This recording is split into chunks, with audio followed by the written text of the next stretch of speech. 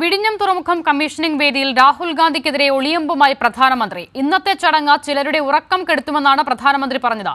എന്നാൽ വിവർത്തകൻ വിഷയം വഴിമാറ്റി പറയുകയായിരുന്നു. വിഴിഞ്ഞം പോർട്ട് കമ്മീഷനിംഗ് വേദിയിൽ രാഷ്ട്രീയം ലക്ഷ്യം വെച്ചുമാണ് പ്രധാനമന്ത്രി നരേന്ദ്രമോദി പ്രസംഗിച്ചത്.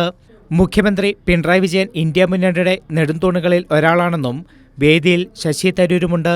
അതിനാൽ തന്നെ ഇന്നത്തെ ചടങ്ങ് പലരുടെയും ഉറക്കം കെടുത്തുമെന്നായിരുന്നു രാഹുൽ ഗാന്ധിയെ ലക്ഷ്യം വെച്ചുള്ള പ്രധാനമന്ത്രിയുടെ ഒളിയമ്പ്. हमारे मुख्यमंत्री जी से भी मैं कहना चाहूंगा, आप तो इंडिया अलायंस के बहुत बड़े मजबूत पिलर है. यहां शशि थरूर भी बैठे हैं और आज का ये इवेंट कई लोगों की नींद हराम कर देगा. എന്നാൽ വിവർത്തകന്റെ വാക്കുകൾ ഇങ്ങനെ: നമ്മുടെ എയർലൈൻസുമായിട്ടുള്ള ബന്ധപ്പെട്ട പ്രശ്നങ്ങൾ, അതുമായി ബന്ധപ്പെട്ട കാര്യങ്ങളിലും ആവശ്യമായ ശ്രദ്ധ നൽകണം. പ്രധാനമന്ത്രിയുടെ രാഹുൽ ഗാന്ധിക്കെതിരായ ഒളിയമ്പ് പരിഭാഷപ്പെടുത്താതെ എയർലൈൻ പ്രശ്നങ്ങളെക്കുറിച്ചാണ് പ്രധാനമന്ത്രി പറഞ്ഞതെന്നായിരുന്നു വിവർത്തകന്റെ വാക്കുകൾ. News desk Kairali news.